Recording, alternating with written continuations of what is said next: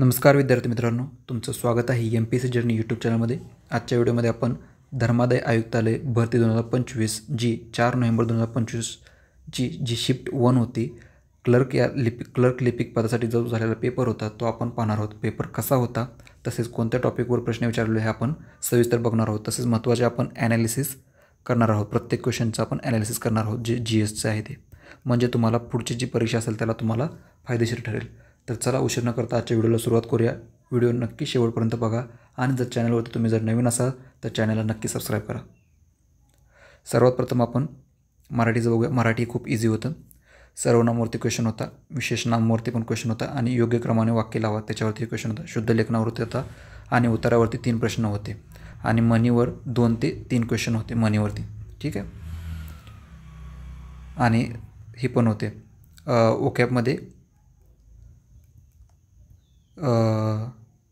ओकॅबमध्ये विरुद्धार्थी आणि समानार्थी होते। आणि ह्याच्यामध्ये हे नव्हता काय बरं, आपला समास नव्हता। समास आणि प्रयोगवरती क्वेश्चन नव्हते आजच्या शिफ्टमध्ये, हे लक्षात ठेवा। पुढचं आपण बघूया इंग्लिश मॉडरेट लेवलचं होतं, ठीक आहे। पॅसेजवरती 5 क्वेश्चन होते, फिक्स आहे ते। इडियम्स 3 क्वेश्चन होते, त्याच्यामध्ये एक इडियम्स होती कॉल इट अ डे म्हणजे to decide, to stop doing something म्हणजे काहीतरी थांबवण्याचे डिसाईड करणे, ठीक आहे। To decide to stop something.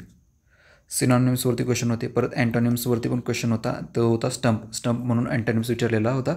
स्टंपचे आता सिनॉनिम्स बघूया आपण। स्टंप म्हणजे काय तर कन्फ्यूज, बॅफल, परफ्लेक्स, पझल आणि बीविल्डर, ठीक आहे। स्टंपचा अर्थ काय तर कन्फ्यूज आहे, ठीक आहे। आणि 1 वर्ड सबस्टिट्यूशनमध्ये अथिस्ट विचारला होता। अथिस्ट म्हणजे काय तर नास्तिक, म्हणजे जो देव मानत नाही तो, त्याचा अपोजिट काय तर थिस्ट आहे, ठीक आहे। थिस्टचा सिनॉनिम्स काय डिस्ट आहे। डिस्ट म्हणजे पण देव मानणारा। पॅराजंबलवरती 3 क्वेश्चन होते। रिअरेंजमेंट म्हणजे जे सेंटेन्स आहे ते रिअरेंजमेंट करायला होते, PQRS म्हणून, ठीक आहे। त्याच्यावरती 1 क्वेश्चन होता। सब्जेक्ट वर्ग ॲग्रीमेंटवरती पण क्वेश्चन होता। ॲडजेक्टिव्हवरती 1 क्वेश्चन होता, म्हणजे सेंटेन्स दिलं होतं आणि तिथे रिकाम्या जागामध्ये ॲडजेक्टिव्ह भरायचा होता। सेम ॲडवर्बसाठी पण तेच होतं, फिल इन द ब्लँक्स दिले होते, त्याच्या जागी ॲडवर्ब भरायचा होता, ठीक आहे, प्रॉपर। हे इंग्लिशवरती क्वेश्चन होते। इंग्लिशची लेवल मॉडरेट होती। त्याच्यानंतर आता GS आणि GK बघायला म्हणजे मॉडरेट टू हार्ड होते, ठीक आहे। पॉलिटीवरती 3 क्वेश्चन होते। त्याच्यामधला 1 क्वेश्चन होता तो 42वी घटनादुरुस्ती 1976 विचारला होता। आता 42वी घटनादुरुस्ती 1976 आपण सविस्तर माहिती बघूया। 42वी घटनादुरुस्तीला आपण काय म्हणतो तर मिनी कॉन्स्टिट्यूशन म्हणतो, ठीक आहे। परत दुसरी गोष्ट, ह्याच्यामध्ये भाग 4A ॲड करण्यात आला होता। त्याच्यामध्ये 10 फंडामेंटल ड्युटीज म्हणजे मूलभूत कर्तव्ये ॲड करण्यात आली होती, ठीक आहे। परत लोकसभा आणि विधानसभा ह्याचा जो कार्यकाल होता तो 5 वर्षावरून 6 वर्ष केला होता, जो की 44व्या घटनादुरुस्तीने काय केला होता, परत 5 वर्ष केला होता, ठीक आहे। परत पुढचा एक पॉईंट अजून काय महत्त्वाचा आहे तो समाजवादी प्रस्तावनेमध्ये समाजवादी, धर्मनिरपेक्ष आणि अखंडता हे शब्द नवीन ॲड केले होते। कुठली घटनादुरुस्ती तर 42वी घटनादुरुस्ती। आता हिस्ट्रीवर मॉडर्न म्हणजे आधुनिक इतिहासावरती क्वेश्चन विचारले होते। 2 क्वेश्चन होते, त्याच्यामध्ये एक होता म्हैसूर वॉरवरती 2 क्वेश्चन काय होते तर म्हैसूर वॉरवरतीच 2 क्वेश्चन होते। ते म्हणजे एक पहिला क्वेश्चन होता तो म्हणजे जी ट्रीटी झाली होती मंगलोरची, ट्रीटी ऑफ मंगलोर, या तहाने कोणतं युद्ध थांबलं होतं म्हैसूरचे टोटल 4 युद्ध झालेत, त्यापैकी कुठलं युद्ध मंगलोरच्या तहाने थांबलं होतं तर ते कुठलं होतं, सेकंड वालं होतं, ठीक आहे। हे कोणामध्ये झालं होतं, हैदर अली आणि ईस्ट इंडिया कंपनीमध्ये झालं होतं। त्याच्यानंतर हैदर अली मेल्यानंतर त्याच्या जागी त्याचा मुलगा टिपू सुलतान आला होता, ठीक आहे. आणि दुसरा क्वेश्चन होता तो म्हणजे जे चौथं हे होतं म्हणजे लास्ट म्हैसूरचं युद्ध होतं ते कोणामध्ये झालं होतं, तर हे टिपू सुलतान आणि ईस्ट इंडिया कंपनीमध्ये झालं होतं. ठीक आहे. टोटल 4 युद्ध झाले होते, लक्षात ठेवा.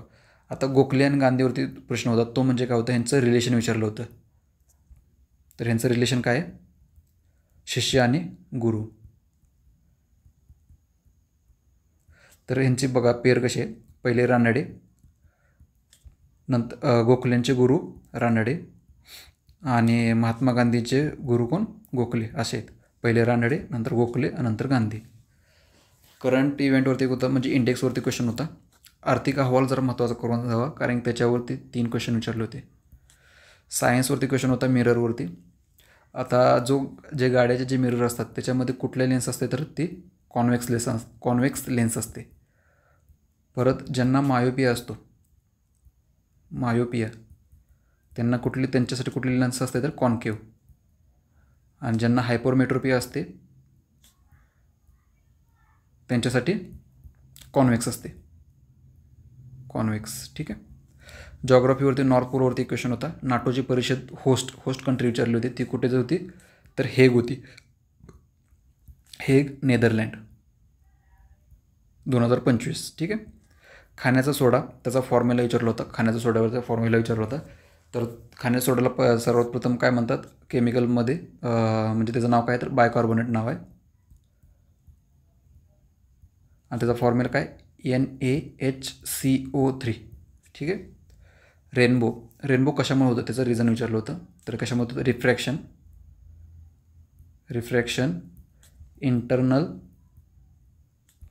इंटरनल रिफ्लेक्शन आणि तिसरं काय तर डिस्पर्जन. ह्या 3 कारणामुळे काय होतं, रेनबो तयार होतो, लक्षात ठेवा. आता टिळकांच्या वृत्तपत्रावरती क्वेश्चन होता ते म्हणजे जे हे होतं मराठा त्याचं इयर विचारलं होतं. तर ते 1881 कधी होतं, 2 जानेवारी 1881. त्याच्यानंतर केसरी हे 4 जानेवारी 1881 होतं. ठीक आहे. जे मराठा होतं ते इंग्लिशमध्ये होतं आणि जे केसरी होतं ते कशामध्ये होतं, तर मराठीमध्ये होतं. परत मंगल पांडे यांची रेजिमेंट विचारली होती. तर ती कुठली होती, 34 बेंगाल नेटिव्ह इन्फंट्री ही त्यांची रेजिमेंट होती. आपण जास्तीत जास्त GST क्वेश्चन घेण्याचा प्रयत्न केलेला आहे. जर तुम्ही चॅनलवरती नवीन असाल तर चॅनलला नक्की सबस्क्राईब करा आणि जर हा तुम्हाला व्हिडिओ आवडला असेल तर नक्की व्हिडिओला लाईक करा. आता आपण रिझनिंग बघणार आहोत. मॅथ्सचे क्वेश्चन नव्हते याच्यामध्ये, याच्या पुढेही नसणार आहेत. ठीक आहे. रिझनिंग इझी होतं. सिटिंग अरेंजमेंट त्याच्यावरती होतं, सर्कल आणि लाईन ह्याच्यावरती सिटिंग अरेंजमेंट होती. परत पझलवरती क्वेश्चन होते. परत सिम्प्लिफिकेशनवरती क्वेश्चन होते, एररवरती होते आणि नॉन वर्बल रिझनिंग होते. परत ABCDवर जास्त क्वेश्चन होते. ठीक आहे. असे रिझनिंगचे होतं. Thank you for watching this video and join my MPC journey. Telegram channel join करा नक्की. त्याच्यावरती मी नवीन अपडेट देत असतो. त्याची लिंक डिस्क्रिप्शन बॉक्समध्ये तुम्हाला मिळून जाईल. आणि सबस्क्राईब करा आपल्या यूट्यूब चॅनलला. आणि जर व्हिडिओ आवडला असेल तर व्हिडिओला नक्की लाईक करा. जय हिंद, धन्यवाद.